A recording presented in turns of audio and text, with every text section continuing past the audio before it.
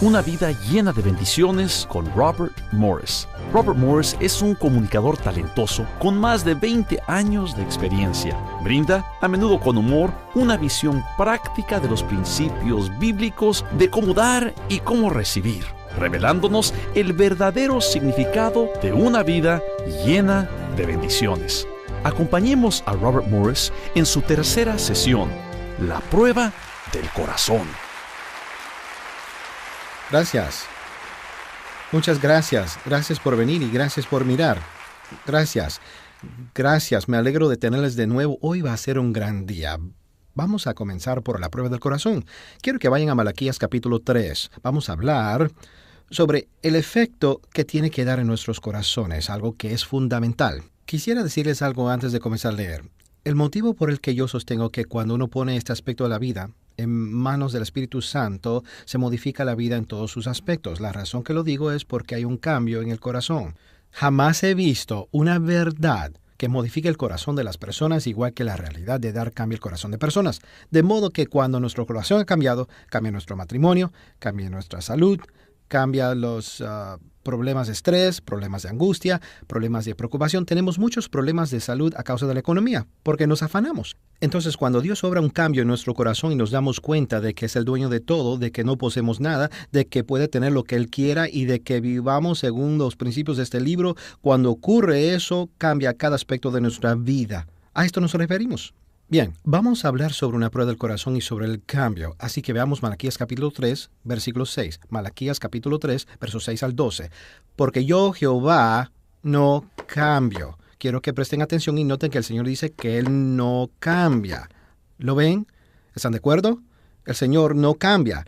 Por esto, hijos de Jacob, no habéis sido consumidos desde los días de vuestros padres, os habéis apartado de mis leyes, y no las guardasteis. Volveos a mí, y yo me volveré a vosotros, ha dicho Jehová de los ejércitos. Quiero contarles que en 3 partes distintas del libro de Malaquías habla de regresar a Dios.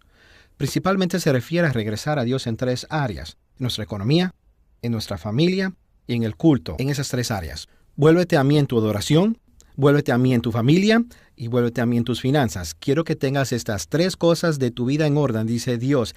Y aquí va a hablar sobre nuestras finanzas.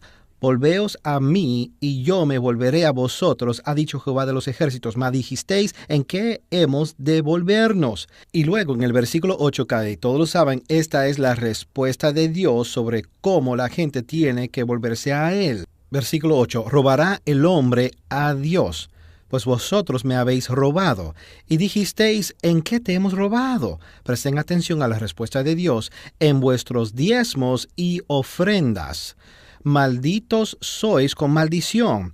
Ahora quisiera recordarles, ¿no decía en el versículo 6 que Dios no había cambiado? Bien, malditos sois con maldición, porque vosotros, la nación toda, me habéis robado. Traed todos los diezmos al alfolí y haya alimento en mi casa, y probadme ahora en esto. Este es el único pasaje en toda la Biblia donde dice que se puede probar a Dios con respecto a las finanzas y a dar. Y probadme ahora en esto, dice Jehová de los ejércitos, si no os abriré las ventanas de los cielos y derramaré sobre vosotros bendición hasta que sobreabunde. Reprenderé también por vosotros al devorador, y no os destruirá el fruto de la tierra, ni vuestra vid en el campo será estéril, dice Jehová de los ejércitos. Y todas las naciones os dirán, bienaventurados, porque seréis tierra deseable, dice Jehová de los ejércitos. Ahora, esto significa que si obedecemos esto, no solo no seremos malditos, sino que tendremos tanta bendición que Dios abrirá las ventanas del cielo y derramará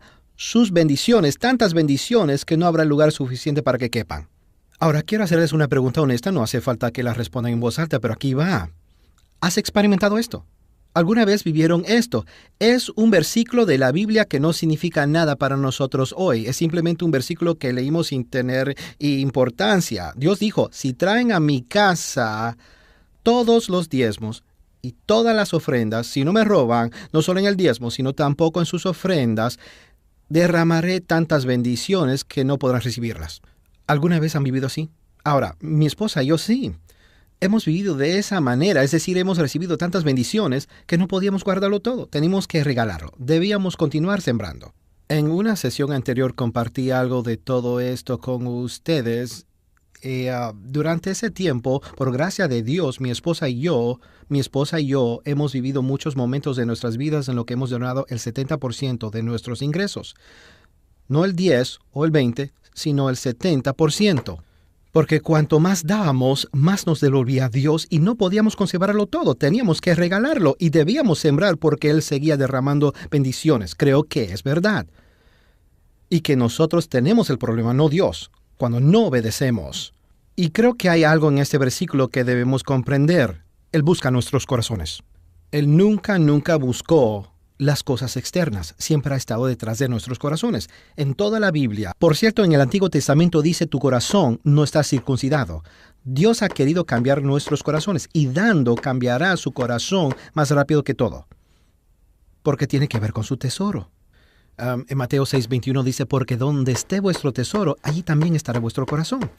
Es decir, si piensan si invierten acciones, van a empezar a revisar el periódico para ver cómo va su cotización. Y uno no se preocupa por si suben o bajan hasta que pone allí su tesoro. Y cuando uno pone ahí su tesoro, ahí va su corazón.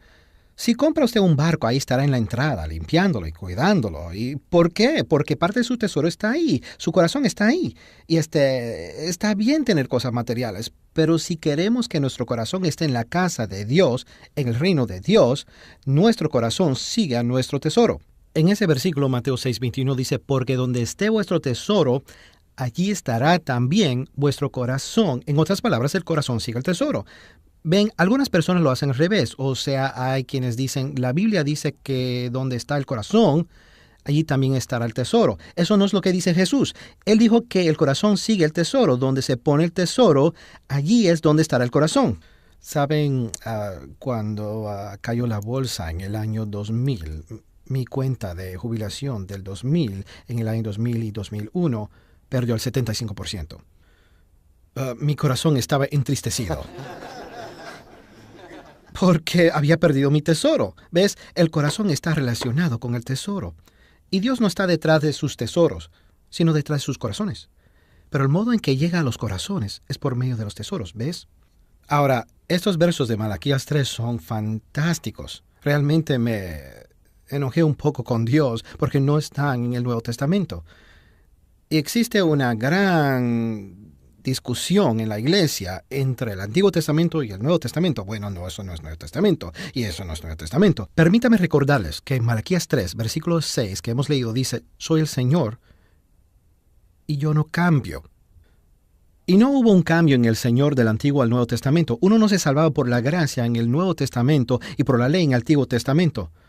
Noé encontró la gracia en los ojos del Señor, Génesis 6. Uno se acerca a Dios de la misma manera, tanto en el Antiguo como en el Nuevo. Todos los que van al cielo, los que llegarán allí por la gracia. Nadie llegará allí por la ley. Entonces tenemos que entender algunas cosas. Dios no cambia. Recuerdo haberle dicho a Dios, no sé por qué pusiste esto en el Antiguo Testamento. Si hubieras esperado un poco, solo un ratito. Sabes, estos versículos perdieron la oportunidad de estar en el Nuevo Testamento por 15 versos si los sumas. Si hubieras esperado un poquito más, mi trabajo habría sido mucho más simple cuando tengo que predicar sobre el diezmo y las ofrendas. ¿Y saben qué me dijo el Señor? Los puse donde quería. ¿Saben por qué? Porque el diezmo es una prueba, una forma de probar el corazón. Y voy a contarles quienes hablan contra el diezmo. Préstenme atención. Gente de corazón duro. Porque hace años que hablo con ellos. La gente que ama a Dios y tiene su corazón abierto a Él dice, no solo doy el 10%, doy más que eso. Más que eso. Esta es una prueba de su corazón. El diezmo es una prueba. Es el único lugar en la Biblia donde podemos poner a Dios a prueba. Y también es donde Él nos prueba a nosotros. Él dijo, solo dame 10, solo el 10% y puedes quedarte con el resto, solo dame 10%. Y se encuentra con gente que inventa excusas. Gente que trata de manipular el evangelio, que trata de discutir, que hace todo lo posible para que digan, no voy a conservar esto. Y entienden, no se trata del 10%. Es su corazón. Es una prueba de su corazón. ¿Qué significa la palabra diezmo? La palabra diezmo significa un décimo. Y el número 10 representa pruebas en todas las escrituras. Si tomamos el número 10, veremos que en toda la Biblia representa alguna prueba. Por ejemplo, voy a hacerles algunas preguntas. Conocerán algunas respuestas, pero se darán cuenta de las que no sepan. ¿Cuántas plagas hubo en Egipto? 10. ¿Saben qué estaba haciendo Dios? Probando el corazón del faraón. ¿Y cuántas veces probó su corazón? 10, ¿verdad? ¿Cuántos son los mandamientos? 10. ¿Sabe la intención de Dios? Probar nuestros corazones. ¿Cuántas veces, quizá no sepan esto, pero creo que lo adivinarán, cuántas veces Dios puso a prueba a Israel mientras vagaban por el desierto? Sí, adivinen, es correcto. ¿Cuántas veces cambió el salario de Jacob? ¿Cuántos días estuvo a prueba Daniel? ¿Cuántas vírgenes fueron probadas? Recuerden que había 5 prudentes, los ayudo con este. Había 5 prudentes y 5 insensatas puestas a prueba. ¿Cuántas vírgenes estuvieron a prueba? ¿Cuántos días de prueba se menciona en Apocalipsis capítulo 2, versículo 10? ¿Cuántos eran los discípulos? No, eran 12. No, solo trataba de mantenerlos despiertos. Los estaba probando. El número 10 representa pruebas en toda la Biblia, y Dios nos prueba con la 10ª parte de nuestros ingresos. Nos prueba con eso. Y esto es lo que Él dice. Probadme.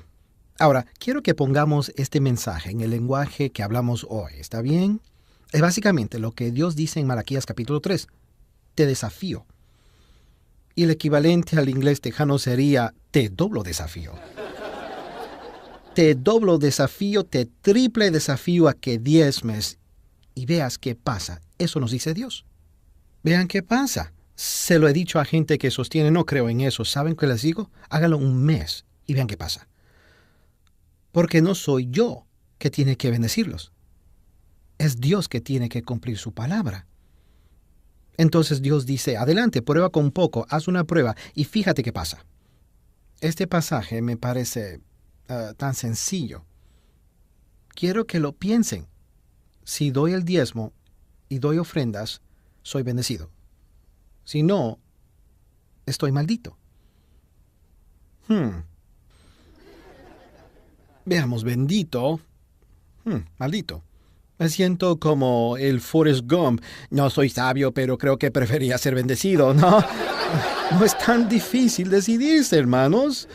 Bendito o maldito, una cosa o la otra. Ahora, siempre está la controversia que se suscita. Bueno, soy cristiano, soy creyente, así que no puedo sufrir una maldición. Jesús soportó la maldición de la ley, ¿es cierto?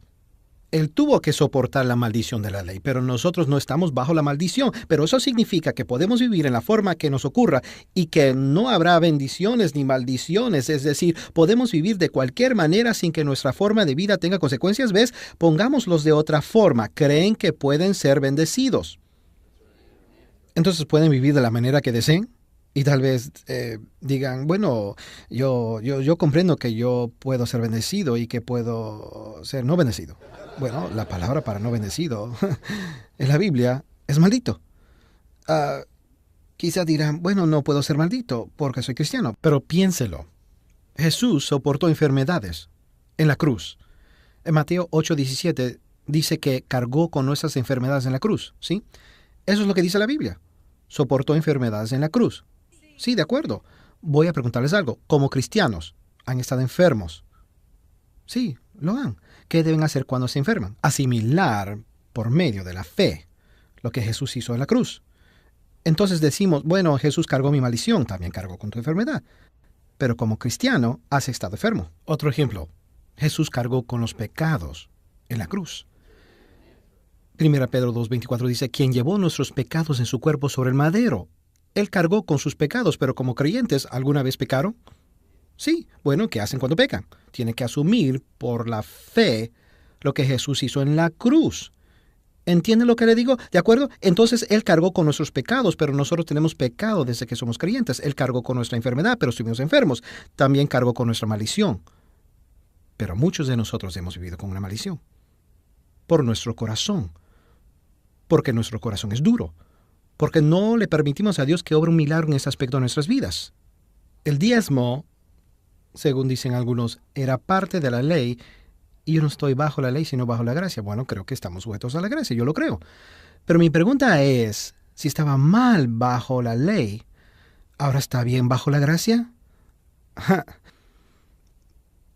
¿Ves? Eso es lo que me preocupa, que la gente diga, bueno, no estoy bajo la ley, sino la gracia. Sí, estamos bajo la gracia, pero eso significa que todo lo que antes estaba mal según la ley, ahora está bien bajo la gracia.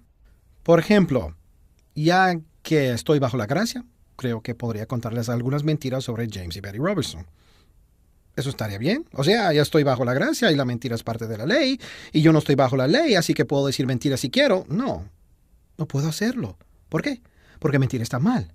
Está mal bajo la ley, está mal bajo la gracia. Presten atención. No solo si algo está mal bajo la ley, todavía está mal. Escuchen, si algo estaba bien bajo la ley, ¿ahora está mal bajo la gracia? Ven, Desmar, era correcto. De acuerdo. Ahora voy a hacer algo aquí. Doug, dame tu billetera. Oh, bien, gracias. Ahora vamos a seguir hablando. Ahora continuamos. No tengo obligación de devolverla, porque robar estaba mal bajo la ley, pero ya no estoy bajo la ley. ¿No es cierto? Hey, Doc. Porque ahora estoy bajo la gracia. Y ahora, ¿seguirán preguntándose si mentir está mal?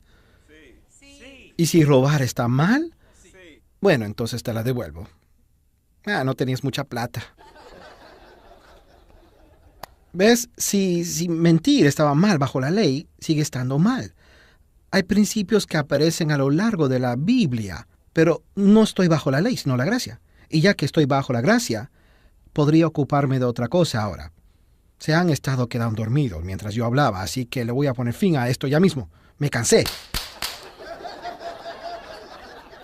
Bueno, es de juguete. Pero si se vuelven a dormir. Bien. El asesinato estaba mal bajo la ley, ¿no? ¿Todos están de acuerdo? ¿Sigue estando mal bajo la gracia? Entonces lo que dices es si algo estaba mal bajo la ley, ahora no está bien bajo la gracia. ¿De acuerdo? Bien, si algo estaba bien bajo la ley, ¿ahora está mal? No. Y el diezmo estaba bien. Y siempre ha estado bien. Ahora, quiero que vean algo de la Biblia sobre este tema, porque Jesús se refirió a esta cuestión sobre la ley, ¿bien? En Mateo 5, versículos 17 al 22, Mateo 5, 17. No penséis que he venido para abrogar la ley o los profetas. ¿No es increíble que Jesús tuviera que decir eso? No crean que vine a eso. No he venido para abrogar, sino para cumplir. Porque de cierto os digo que hasta que pasen el cielo y la tierra, ni una jota ni una tilde pasará de la ley hasta que todo se haya cumplido. Presten atención al versículo 19. De manera que cualquiera que quebrante uno de estos mandamientos muy pequeños y así enseñe a los hombres, muy pequeño será llamado en el reino de los cielos. Mas cualquiera que los haga y los enseñe, éste será llamado grande en el reino de los cielos. Porque os digo que si vuestra justicia no fuere mayor que la de los escribas y fariseos, no entraréis en el reino de los cielos. Antes de seguir, presten atención un minuto. Jesús dijo, no vine a destruirlo, vine a cumplirlo. Y si saben de alguien que enseña a desobedecer lo correcto, será llamado pequeño en el reino. No es lo correcto, nos dice. Hay cosas que están bien y cosas que están mal. Hay un movimiento incluso en nuestro país, en nuestras escuelas, que quiere enseñar que las cosas no son derechas o torcidas, solo izquierda y derecha. Lo que los terroristas hicieron el 11 de septiembre estaba mal. Claramente hay cosas que están mal en este mundo. Está el bien y el mal. Entonces no podemos desechar algo simplemente porque era parte de la ley de Dios. Si es un principio de la palabra de Dios que aparece en toda la Biblia. Luego Jesús continuó diciendo, y quiero decirles algo más. Si vuestra justicia no fuere mayor que la de los escribas y fariseos, no entraréis en el cielo. Ahora piénsalo. La justicia de los escribas y fariseos estaba basada en la ley. En esencia, Jesús es gracia. Entonces la gracia dice, tienen que hacer más de lo que dice la ley. Presten atención a esto. La ley decía, hagan esto. Luego viene la gracia, ahora dice, no, tienen que ser más justos que la ley. Hacer más de lo que dice la ley. Fíjense en los ejemplos que él nos da. Mire el versículo 21. Oísteis que fue dicho a los antiguos, no matarás. Ahora les pregunto, ¿dónde oyeron no matarás? ¿Dónde lo oyeron? En los 10 mandamientos, en la ley, ¿verdad? Bien, Ustedes saben que la ley dice, no matarás, y cualquiera que matare será culpable del juicio. Pero yo os digo, dice la gracia, que cualquiera que se enoje contra su hermano será culpable de juicio. Escuchen bien, bajo la ley, yo podía estar furioso con usted, pero no podía matarle. No podía sacar un arma y dispararle a Gordon, ¿ves? Pero bajo la gracia ni siquiera puedo estar furioso con él. Es decir, que si voy a vivir bajo la gracia, tengo que hacer más de lo que la ley exige. ¿Está bien? Miren el siguiente versículo, Mateo 5, 27, 28. Oísteis que fue dicho, no cometerás adulterio, donde decía, no cometerás adulterio. En los 10 mandamientos, en la ley, ¿verdad? Pero yo os digo, les dice la gracia, que cualquiera que mira a una mujer para codiciarla ya adulteró con ella en su corazón. Presten atención, esto va más allá. Esto es más. La ley dice no cometerás adulterio. La gracia dice que ni siquiera lo pienses. Si uno lo piensa está mal. La gracia exige más que la ley. ¿Me están siguiendo en esto? La gracia es más exigente que la ley. ¿Comprenden? Luego en Mateo 5, 33 al 34 dice, además habéis oído que fue dicho a los antiguos, no perjurarás, sino cumplirás al Señor tus juramentos. Pero yo os digo, no juréis en ninguna manera, ni por el cielo, porque es el trono de Dios. Ven, la gracia viene y dice, requiere más. Es más, es más. Ahora bien, la ley decía, da el 10%.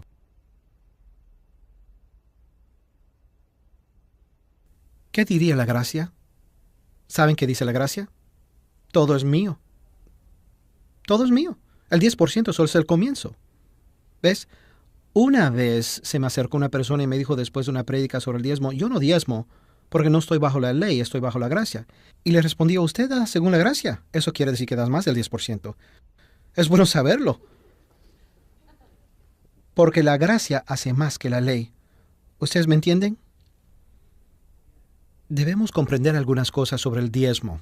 El diezmo es una prueba y con él Dios nos pone a prueba. La segunda cosa, el diezmo es bíblico.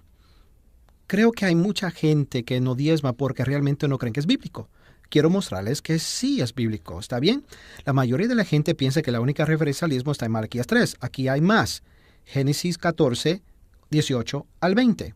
Entonces Melquisedec, rey de Salem y sacerdote del Dios Altísimo, sacó pan y vino y le bendijo, habla de Abraham aquí, diciendo, bendito sea Abraham del Dios Altísimo, creador de los cielos y de la tierra, y bendito sea el Dios Altísimo que entregó tus enemigos en tu mano. Y le dio Abraham a Melquisedec los diezmos de todo.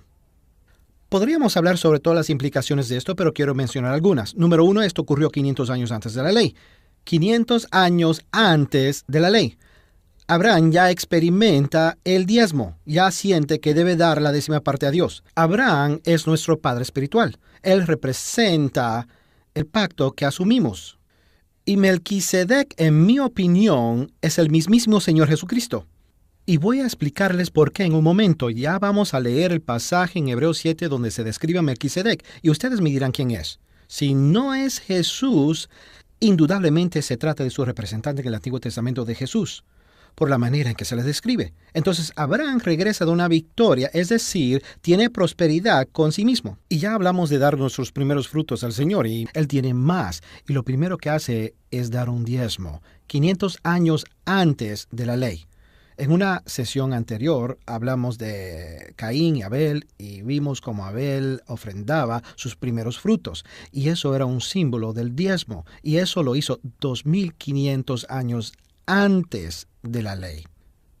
Me asombra en que pensamos que el diezmo comenzó con la ley. Existía mucho antes que la ley. Es como no mentir, no robar, no cometer adulterio. Esas cosas estaban mal antes de que la ley existiera. Y siguen estando mal hoy. Darle a Dios estaba bien antes de que la ley existiera y sigue estando bien hoy. ¿De acuerdo? Veamos otro versículo. En Génesis 28, 22. Y esta piedra que he puesto por señal será casa de Dios, y de todo lo que me dieres el diezmo apartaré para ti. Aquí habla Jacob, de nuevo casi 500 años antes de la ley. Es Jacob. Y él tiene el deseo de dar en su corazón. Hay algo en su corazón que le dice, quiero dar, quiero devolverle a Dios la 10ª parte de todo lo que tengo. En Levítico capítulo 27, versículo 30 dice, «Y el diezmo de la tierra, así de la simiente de la tierra como del fruto de los árboles, de Jehová es cosa dedicada a Jehová. El diezmo es sagrado para el Señor». Está consagrado al Señor. En Deuteronomio 26, versículos 1 y 2 está uno de mis pasajes favoritos. Deuteronomio 26, versículo 1 y 2. Cuando hayas entrado en la tierra que Jehová tu Dios te da por herencia, y tomes posesión de ella, y la habites, entonces tomarás de las primicias de todos los frutos que sacares de la tierra que Jehová tu Dios te da, y las pondrás en una canasta, e irás al lugar que Jehová tu Dios escogiere para hacer habitar allí su nombre. Y luego en los versículos 13 al 15 del mismo capítulo dice, «Y dirás delante de Jehová tu Dios, he sacado lo consagrado de mi casa, y también lo he dado al levita, al extranjero, al huérfano y a la viuda, conforme a todo lo que me has mandado. No he transgredido tus mandamientos, ni me he olvidado de ellos, ni he comido de ello en mi luto, ni he gastado de ello estando yo inmundo, ni de ello he ofrecido a los muertos, he obedecido a la voz de Jehová mi Dios, he hecho conforme a todo lo que me has mandado. Mira desde tu morada santa, desde el cielo, y bendice a tu pueblo Israel». También quiero mantenerlos despiertos. Déjame guardar esto por si acaso lo necesito de nuevo. Quiero que tengan en cuenta que dijo, he separado el diezmo consagrado y no estoy usándolo para mí. Piénselo. No lo usé para irme de vacaciones. No pagué la escuela de mis hijos. No hice ninguna otra cosa con él porque no debo utilizarlo. Es tuyo. Entonces lo he sacado de mi casa y lo llevé a donde corresponde. Y esto es lo que dijo. Las pondrás en una canasta e irás al lugar que Jehová tu Dios escogiere para colocar su nombre. Todo es tan claro aquí. Lo he sacado de mi casa, no lo he usado para nada personal, y lo he llevado a tu casa. Y luego aparece Mateo capítulo 23. Estamos en el Nuevo Testamento y habla Jesús. «Ay de vosotros, escribas y fariseos, hipócritas, porque diezmáis la menta y el eneldo y el comino y dejáis lo más importante de la ley, la justicia, la misericordia y la fe». Y vean que dice luego, esto era necesario hacer sin dejar de hacer aquello. Esta es una de las mejores escrituras sobre el diezmo. Está en el Nuevo Testamento y habla Jesús. Jesús está hablando. No se pierdan. Jesús dijo, ustedes pagan el diezmo sobre las cosas pequeñas, les habla a los fariseos, pero olvidan la justicia, la compasión y la fe. Y luego escuche lo que dice Jesús. Está bien que hayan hecho esto, pero no dejen de hacer lo demás también. ¿Por qué no dijo Jesús, ya no hace falta hacer esto? Porque esto es Nuevo Testamento. Solo tienen que hacer esto. Saben, tengo un problema con todos los que discuten con Jesús. Jesús dice que había que hacerlo, y para mí es suficiente. No hay nada que discutir. Si Jesús dijo que había que hacerlo, entonces había que hacerlo. También dijo, no dejen de hacer lo demás. Es decir, no solo diezme y luego maltrates a la esposa o hacer otras cosas incorrectas, engañar o ese tipo de cosas.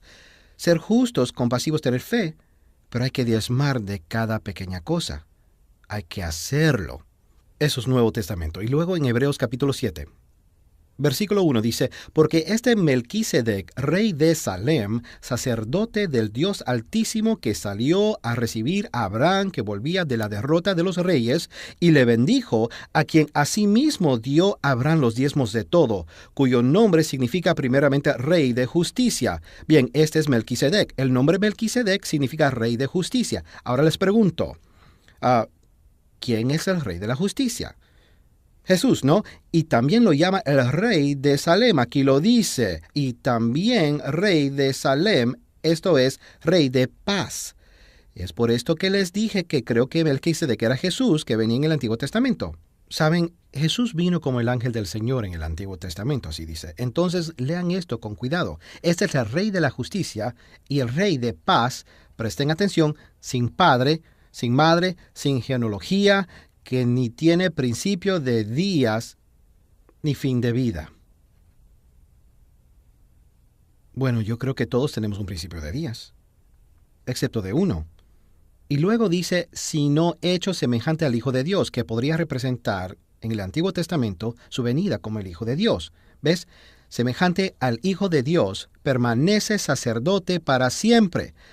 Considerad pues cuán grande era este, a quien aun Abraham el patriarca dio diezmos del botín. Ciertamente los que de entre los hijos de Leví reciben el sacerdocio tienen mandamiento, oigan esto, de tomar del pueblo los diezmos según la ley, es decir, de sus hermanos, aunque estos también hayan salido de los lomos de Abraham. Pero aquel cuya genealogía no es contada de entre ellos, tomó de Abraham los diezmos. Ahora esto habla de Melquisedec nuevamente, cuya genealogía no desciende de Abraham, no es contada de entre ellos, tomó de Abraham los diezmos y bendijo al que tenía las promesas. Y sin discusión alguna, el menor es bendecido por el mayor. Es decir que Melquisedec bendijo a Abraham, ¿sí? El menor es bendecido por el mayor. En nuestro caso es Jesús. Ahora observen el versículo 8. Y aquí ciertamente reciben los diezmos hombres mortales, pero allí los recibe uno de quien se da testimonio de que vive. Esto es fuerte. Dice, en esta tierra, cuando diezmamos, son hombres mortales los que los reciben. Pero allí, Él los recibe. Aquel de quien se sabe que Él vive. Yo creo que se refiere a Jesús, pero aun cuando digamos que se refiere a Melquisedec, significa que hay un sacerdote de Dios, cuyos días no tienen ni principio ni fin de vida, que es el Rey de justicia, el Rey de la paz, y que es el sumo sacerdote de Dios, y Él recibe mis diezmos en el cielo. Si quieren referirse a Él como Melquisedec o Jesús, me da lo mismo. Lo importante es que alguien recibe mis diezmos en el cielo. Cuando diezmo en la tierra los reciben hombres mortales, pero Él los recibe allá. Y creo que Él se refiere al Señor Jesucristo, que es el mismo Jesús, está bendiciendo mis diezmos y bendiciéndome. El diezmo entonces es bíblico. Una tercera consideración sobre el diezmo. El diezmo es un beneficio. Es un beneficio. Segunda de Crónicas, capítulos 31, 4 al 10. Habló sobre el rey, también al pueblo que habitaban en Jerusalén, que diese la porción a los sacerdotes y levitas para que ellos se dedicasen a la ley de Jehová. Fíjense que aquí está leyendo la Biblia, el pueblo se ha apartado de ella y les dice, tenemos que dar nuestro apoyo, nuestros diezmos a la iglesia para que los sacerdotes y levitas puedan dedicarse a la palabra de Dios. Eso es lo que deben hacer.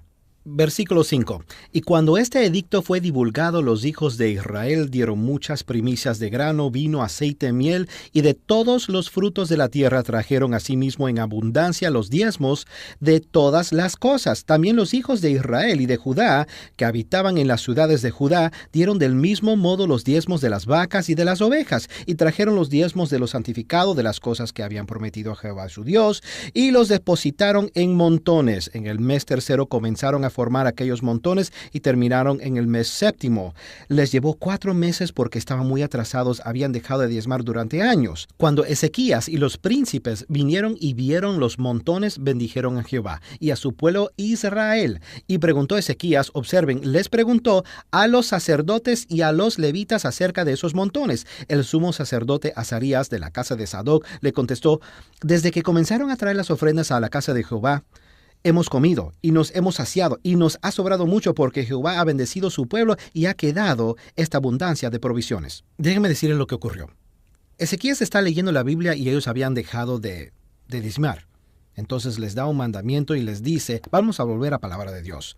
Y todos comienzan a llevar el diezmo. Luego Ezequías va al templo, ve esos montones, verdaderos montones de cosas y se preocupa como lo haría cualquier líder por su pueblo. Es decir, después de haber entregado las ofrendas, a él le preocupa el bienestar de la gente. Habían dado extravagantemente. Recuerdo cuando hicimos esto en nuestra iglesia y la gente donó de manera extravagante. Mi carne pensó, bueno, ¿estarán bien?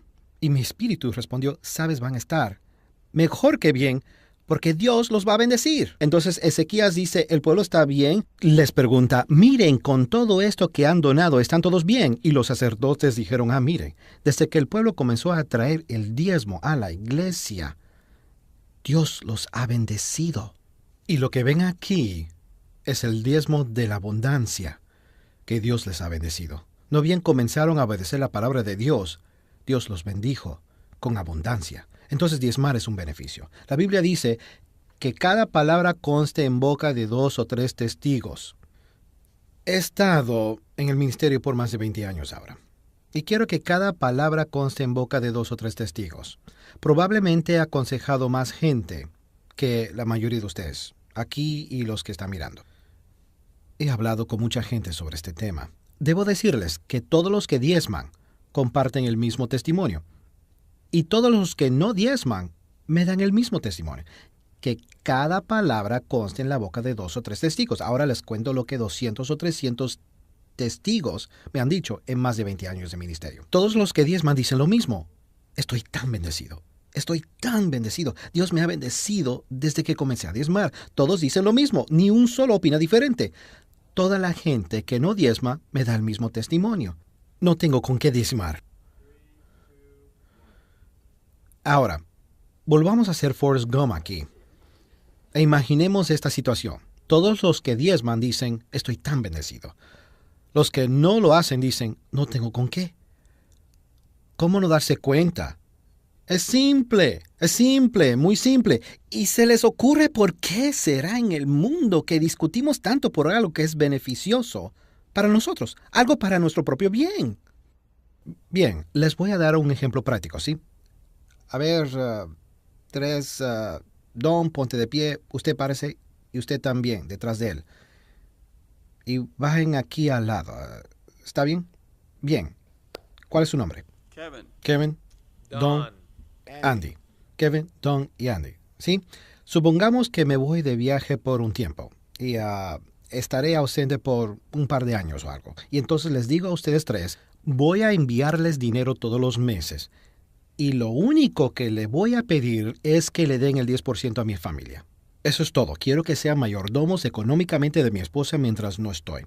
Y Kevin, te daré $10,000 por mes, $10,000 a ti, Don, y $10,000 a ti, Andy, cada mes. Y todo lo que tienen que hacer es darle a ella $1,000. Eso es todo. Es todo. Con el 90 restante puede hacer lo que quieran. Parece como un buen negocio, ¿no? Entonces, esto es solo un ejemplo, así que no se entusiasmen. Entonces llamo a Debbie cuando pasó el primer mes, o 2 o 3 meses, y le pregunto, ¿y cómo van las finanzas? Y ella me dice, bueno, Kevin me está enviando $1,000 al mes. ¿Cómo lo dijiste? Todos los meses me envía $1,000. Don me está enviando $2,000 al mes. Y le digo, ¿de veras? Me pregunto por qué. Le dije que solo tenía que enviar 1,000. No lo sé, pero él me envía $2,000 por mes. Y le pregunto, ¿y Andy? Bueno, tenemos que hablar de Andy. Porque el primer mes me envió $800. El mes siguiente envió $500. Y este mes no me envió nada. ¿Me están siguiendo el ejemplo? Bien, amo a mi esposa. Ahora bien, seguiré enviándole $10,000 a Kevin porque está haciendo lo que le dije. A Don comenzaré a enviarle $20,000 por mes, porque puedo confiar en él. Está haciendo no solo lo que se le pida, sino más también. Pero vamos a hablar de Andy. Voy a dejarlo fuera, porque no puedo confiar en él. No es un buen... Ahora, no te enojes conmigo, Andy, es solo un ejemplo. Bien, él no es un buen mayordomo. ¿Me siguen? Bueno, ya pueden volver a sus lugares, gracias. Pero ahora quisiera que piensen en esto, ¿sí? La iglesia es la esposa ¿de quién? De Jesús. Jesús dice, me voy de viaje por un tiempo. Y quiero que todos ustedes sean buenos mayordomos de mi esposa mientras no esté. Quiero que se ocupen de mi mujer. Y todo lo que quiero es que les dé 10%. Eso es todo. Pueden guardar el 90% restante. Y a los que den el 10%, Dios siempre los cuidará y les dará lo que necesiten. Y a los que den más, Él les dará más. Y los que no dan, Él no los confía. No son buenos mayordomos. ¿Me siguen? Déjenme decirles, lo que Kevin, Don y Andy me estaban mostrando. Ellos me estaban mostrando cuánto me querían. Y cuánto querían mi esposa. Cuánto les importo. Me estaban mostrando sobre su carácter, mediante su mayordomía. Estamos diciéndole a Dios sobre nuestro carácter en la mayordomía de su esposa. y le hacemos saber cuánto lo amamos y cuánto amamos a su esposa. Porque es una prueba de nuestro corazón. Ahora, veamos un par más de escrituras. El subtítulo del libro es El secreto simple para lograr resultados económicos garantizados. Lo repito, el secreto simple para lograr resultados económicos garantizados, de mi libro. Ahora, ¿cómo puedo decir que el resultado está garantizado? Quiero que lo pienses. Resultados garantizados si hacen lo que dice el libro, resultados garantizados. Responderé eso en un minuto. En Lucas capítulo 6, versículo 38, un versículo famoso sobre las ofrendas, dice: «Dad y se os dará, medida buena, apretada, remecida y rebosando darán en vuestro regazo, porque con la misma medida con que medís, os volverán a medir». Ahora, les diré algo sobre este versículo. Estas expresiones, medida buena, apretada, remecida y rebosando, se usaban en el campo. Y todos comprendían lo que decía. En Israel se debía dejar las esquinas de los campos a los pobres. ¿Recuerdan? Había que sembrar todo el campo, pero solamente cosechar como en un círculo, como cuando uno viaja en un avión y ve los cuadrados ahí abajo. Si vuelan sobre el medio oeste, ve los círculos por donde riegan todo alrededor, pues había que dejar esas esquinas a los pobres. Y había obreros en el medio a lo que se le pagaba, y había gente pobre en las esquinas, y todos tenían cestas donde recogían. A los trabajadores que estaban en el medio se les pagaba, digamos, $1 al día o un denario al día o lo que fuera. Un denario al día le estaba pagando. Entonces ellos llenan la cesta y van caminando hasta la carreta o un carro tirado por bueyes. La vuelcan y vuelven al campo, la vuelven a llenar, regresan y la vuelcan. No importa en realidad la cantidad que llevan en la cesta, porque de todos modos les pagan un denario o $1 al día. Entonces van y vuelven para llenar el carro. ¿Qué pasa con la gente en las esquinas del campo? ¿Cómo creen que llenan sus cestas? Son gente pobre. En primer lugar, los campos están en las afueras de la ciudad. No se cultiva en el centro de Jerusalén, sino en las afueras. Pero los pobres viven en la ciudad porque no tienen tierras, no son terratenientes. Entonces tiene que caminar varias millas para llegar a un campo en las afueras. Y por supuesto el primer campo ya está ocupado por otra gente que llegó antes y puede que tengan que ir a otro y caminar varias millas para llegar a ese campo. Llenan la canasta, luego tienen que caminar varias millas para regresar a la ciudad y probablemente no tengan tiempo para volver al campo, y si lo tuvieran posiblemente ya no queda nada, ¿verdad? Entonces, ¿cómo creen que llenaron sus cestas? Bien, lo primero que hacían era poner una buena medida dentro, ¿sí? Lo segundo que hacían era apretarla. Lo tercero era que la sacudían para lograr que se asentara. Y la cuarta cosa era llenar la cesta hasta que rebosara mientras que regresaban a la ciudad. ¿Comprenden? Entonces Jesús usó estas expresiones y dijo: si tú das, se os dará. Medida buena, apretada, remecida y rebosando en la misma manera. Este es el principio que nos dice: si uno da, siempre recibirá más. Así es como actúa Dios, es sembrar y cosechar. Por ejemplo, si uno siembra una semilla de manzana, ¿cosecha una semilla de manzana? No, recibes un árbol con muchas manzanas y cada una tiene muchas semillas. Es mucho más de lo que uno ha sembrado, ¿no? Así actúa Dios. Dice que si uno da, recibe mucho más de lo que uno ha dado. Es un principio. ¿Está bien? Sin embargo, tengo un problema con este versículo, la manera que se predica y se enseña. Este es el beneficio de dar. No es el motivo. Es decir, Dios nos dice: si dan, les diré qué voy a hacer. Les devolveré medida buena, apretada, remecida y rebosando. Hemos predicado este versículo e intentado de que la gente diera como si fuera el motivo. ¿Y saben lo que es eso? Codicia. Egoísmo. Eso no es el motivo para dar. Ese es el beneficio, no el motivo. Por ejemplo, ¿se imaginan cómo se siente Dios en el cielo cuando un predicador comienza a decir: si dan, se les dará, si dan, se les dará? Entonces todo el mundo dice: yo quiero dar para poder recibir. Entonces Dios está en el cielo diciendo: alabado sea el Señor, mi pueblo comprendió la revelación sobre recibir. No, lo que Él quiere es que demos solo para dar de nuestro corazón, y cuando lo hacemos, está la recompensa. Les muestro el contexto. Vamos a leer el versículo 38 y el contexto reafirma lo que les digo. Versículo 30. A cualquiera que te pida, dale, y al que tome lo que es tuyo, no pidas que te lo devuelva. Y como queréis que hagan los hombres con vosotros, así también haced vosotros con ellos. Esto se refiere al corazón de cada uno. Porque si amáis a los que os aman, ¿qué mérito tenéis? Porque también los pecadores aman a los que los aman, y si hacéis bien a los que os hacen, ¿qué mérito tenéis? Porque también los pecadores hacen lo mismo. Y si prestáis a aquellos de quienes esperáis recibir, ¿qué mérito tenéis? Porque también los pecadores prestan a los pecadores para recibir otro tanto. Amad, pues, a vuestros enemigos, y haced bien, y prestad, no esperando de ello nada. Ahora, no sé cuántos lo hacemos. ¿Cuántos prestamos dinero a otros y oramos, Dios, por favor, que no me paguen el dinero? Pero Él dice, prestad, y será vuestro galardón grande, y seréis hijos del Altísimo, porque Él es benigno para con los ingratos y malos. Sed pues misericordioso, como también vuestro Padre es misericordioso. No juzguéis, y no seréis juzgados. No condenéis, y no seréis condenados. Perdonad, y seréis perdonados. Y más adelante en el versículo 38 dice, dad, y se os dará. ¿Saben qué quiere decir aquí? Den solo para dar.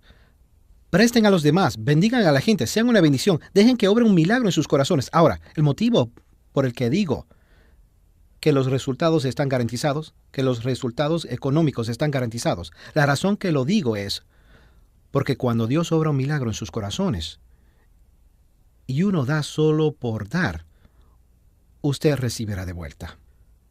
Pero si uno da solo para recibir, no entiende el significado de dar. Dios quiere probar nuestros corazones. Y cuando Dios cambia nuestros corazones y nos parecemos más a Él, como dice en el conocido versículo de la Biblia en Juan 3:16, de tal manera amó Dios, que dio. Cuando nos convertimos generosos como Él, los resultados están garantizados. Porque Dios dice, si puedo obrar un milagro en tu corazón, te lo prometo, te daré medida buena, apretada, remecida y rebosando. Inclinen la cabeza y cierren los ojos. Quiero que le pregunten al Espíritu Santo qué quiere decirles con esto. ¿Estás diezmando? ¿Estás haciendo ofrendas que superan el diezmo? ¿Eres egoísta? ¿Eres generoso? ¿Tiene problemas en este aspecto? Dejen que el Espíritu Santo les hable. Señor, gracias por esta verdad y te ruego que hagas que estas verdades sean fructíferas para nuestras vidas. Te ruego, Señor, que obres un milagro en nuestros corazones, que deseemos dar en lugar de recibir y que seamos generosos en lugar de ser egoístas. Señor, ayúdanos a parecernos a ti. En el nombre de Jesús. Amén.